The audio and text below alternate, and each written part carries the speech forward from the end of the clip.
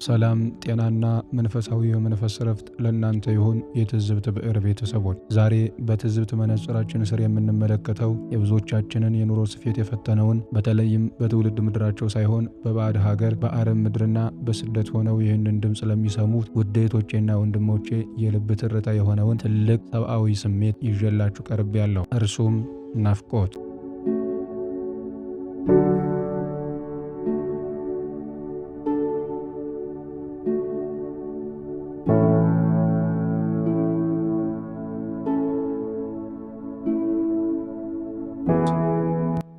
ናፍቆት ምንድን ነው?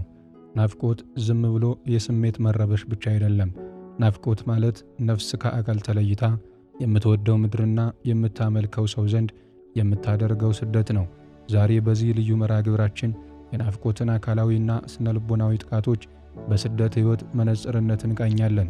በየምዕራፉም ከቅዱሳን መጻሕፍት በሚቀዱ በርካታ መንፈሳዊ ጥቅሶች ልባችንን እያከምን በጥበብ ሚዛን ላይ ፍቱን መፍትሄዎችን እየፈተሽን እስከ ፍጻሜው የነፍስ ረፍት ይሆንላችሁ ዘንድ አብራችሁን እንድትጓዙና ቪዲዮአችንን እንድትከታተሉ እንጋብዛለን።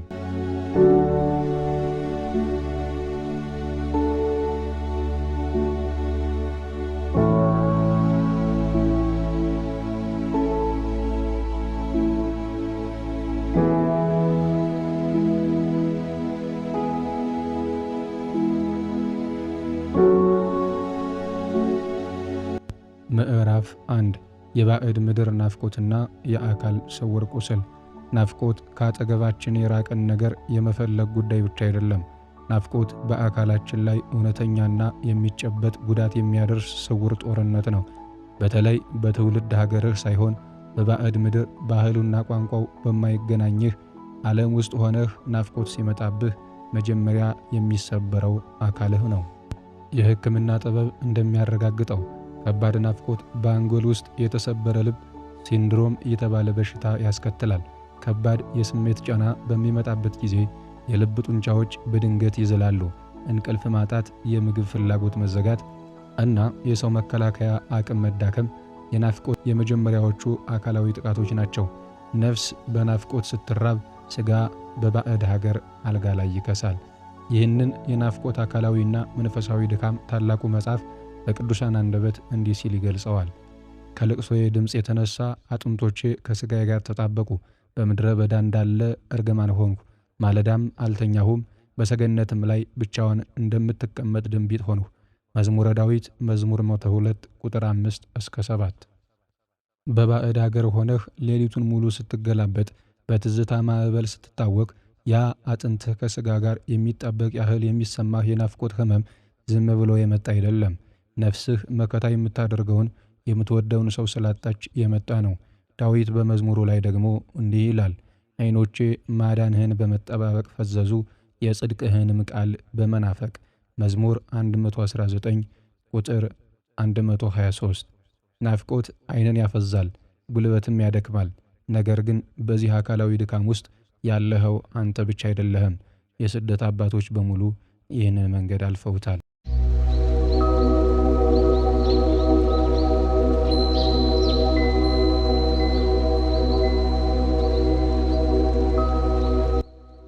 ምዕራፍ 2 ስነ-ልቡናዊ ጥቃት፣ የትዝታ እስር ቤትና የባዶነት ስሜት።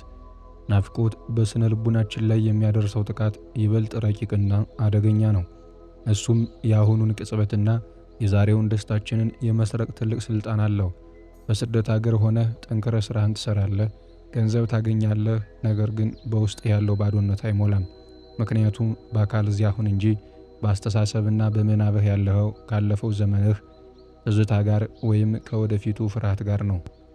ናፍቆት ሰውን የትዝታ እስረኛ ያደርገዋል።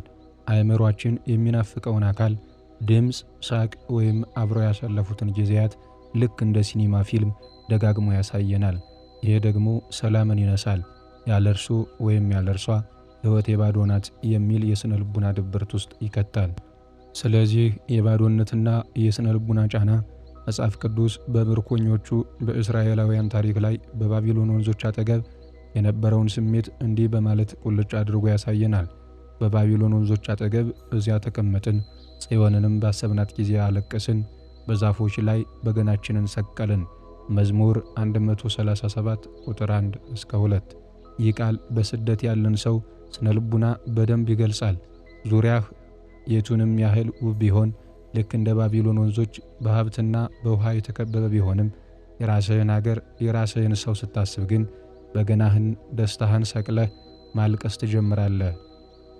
ናፍቆት ደስታን በዛፍ ላይ የሚሰቅል የስነ ልቡና እስር ቤት ነው።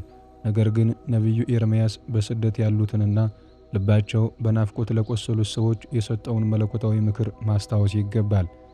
ቤቶቹን ስሩ፣ ተቀመጡባቸውም፣ አትክልቶቹንም ትከሉ፣ ፍሬያቸውንም ብሉ፣ ለተማረካችሁባትም ከተማ ሰላምን ፈልጉ።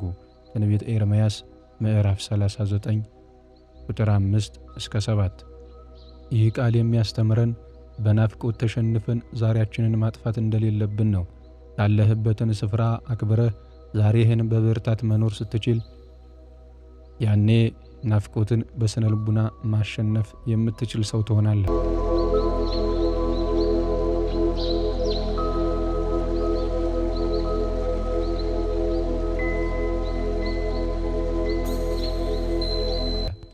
ምዕራፍ 3 ናፍቆት በጥበብና በመንፈሳዊ መነጽር የነፍስ ጥማት። ታዲያ ጥበብና መንፈሳዊነት ናፍቆትን እንዴት ያዩታል? በጥበብ ሚዛን ስናየው ናፍቆት የፍቅር ማረጋገጫ ማህተም ነው። የማይናፍቅ ልብ የለም። ምክንያቱም ናፍቆት የሚወለደው ከትልቅ ፍቅር ጓዳ ነውና። ርቀት የፍቅር ጠላት ሳይሆን የፍቅር መፈተኛ እሳት ነው። በመንፈሳዊ ዓለም ደግሞ ናፍቆት ትልቅ ምስጢር አለው። የሰው ልጅ በዚህ ምድር ላይ ሲኖር ሁልጊዜ ዘላለማዊ የሆነውንና የማይለወጠውን ማረፊያ መናፈቅ እንዳለበት ያስታውሰዋል። ሰማያዊው አባታችን በምድራዊ ናፍቆት ውስጥ እውነተኛውን የመንፈስ ጥማት እንድንረዳ ያደርገናል። ልበ አምላክ ቅዱስ ዳዊት በይሁዳ ምድረ በዳ በነበረበት ከቤትና ከቅድስት ስፍራው ርቆ በነበረበት የስደት ዘመን የነበረውን የናፍቆት ጥማት እንዲህ ሲል ገልጾታል።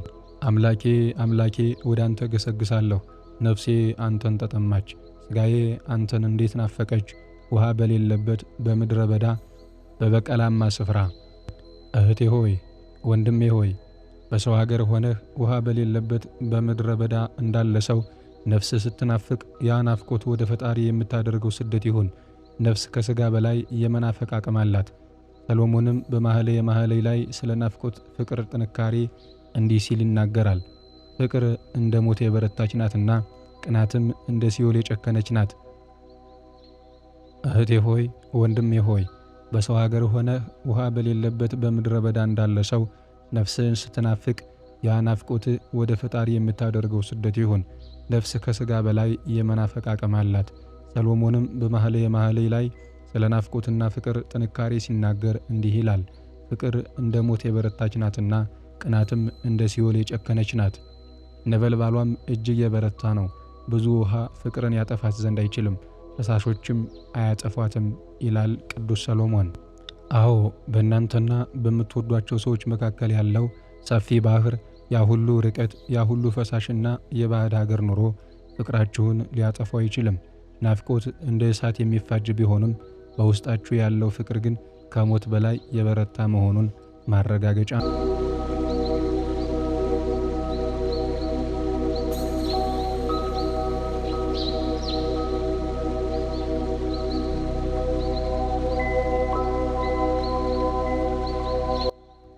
ምዕራፍ 4 የናፍቆትን ጥቃት የማሸነፊያ ፍቱን መፍትሄዎች። ይህንን አካላዊና ስነ ልቡናዊ ጫና በጥበብ የምንወጣበትና ናፍቆትን ወደ ጥንካሬ የምንቀይርባቸው 4 ታላላቅ መፍትሄዎች እነዚህ ናቸው። አንደኛ፣ ጸሎትን ድልድይ ማድረግ። በአካል መራቅ ማለት በመንፈስ መራቅ ማለት አይደለም።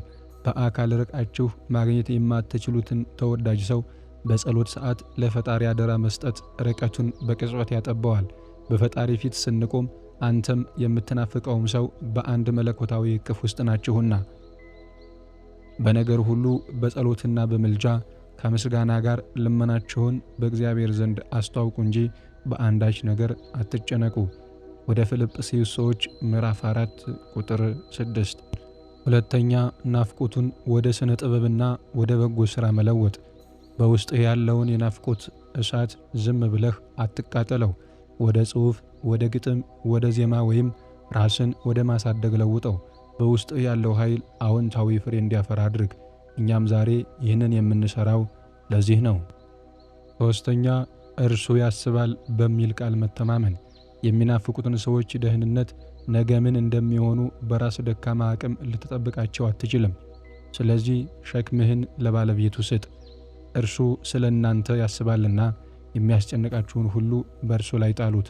አንደኛ ጴጥሮስ ምዕራፍ 5 ቁጥር 7።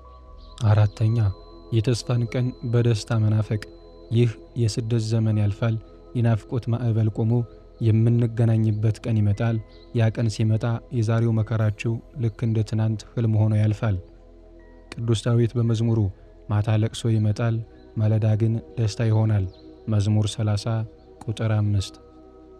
ውድ የዜማ ልዑል ትዝብት ወይም የትዝብት ብዕር ታዳሚዎቻችን፣ በተለይም በሰው ሀገር የምትገኙ ውድ እህቶቼና ወንድሞቼ፣ ናፍቆት ሲያጠቃችሁ፣ አካላችሁ ሲደክም፣ ስነ ልቡናችሁን ሊያናውጥ ይችላል። ነገር ግን እናንተ በጥበባዊና በመንፈሳዊ ጥንካሬ ከበለጣችሁት ናፍቆት ፍቅራችሁን ይበልጥ የሚያጠነክር የነገውን መገናኘታችሁን ጣፋጭ የሚያደርግ እሳት ነው። ዛሬ በባዕድ ምድር ስታለቅሱ ፈጣሪ እንባችሁን በቁራኛ ያውቀዋል። መጽሐፍም እንዲህ ይላል፣ አንተ መቅበዝበዜን አውቀህ ነባዬን በፊቱ አኖርህ። መዝሙረ ዳዊት መዝሙር 56 ቁጥር 8። ብቻችሁን አይደላችሁም፣ እንባችሁም የተቆጠረ ነው። ልቅሷችሁን የሚሰማ አምላክ አለ። በትዝብት ብዕራችን ስንቀኝ፣ በዜማ ልዑልነታችን ስንኖር ርቀቶች ሁሉ ይጠባሉ። ተስፋችሁ የጥንካሬያችሁ መገለጫ፣ መገናኘታችሁ ደግሞ የደስታችሁ ፍጻሜ ይሁን። ይህ ልዩ ትንታኔ ልባችሁን ካሳረፈው ላይክ ማድረጋችሁን አትርሱ። በሰው ሀገር ያላችሁ ወገኖቼና እህቶቼ፣ ወንድሞቼ ያላችሁበትን ስሜት በኮሜንት አጋሩኝ። ቻናላችንን ሰብስክራይብ በማድረግም ቤተሰብነታችሁን ግለጹልኝ። ስላዳመጣችሁኝ አመሰግናለሁ።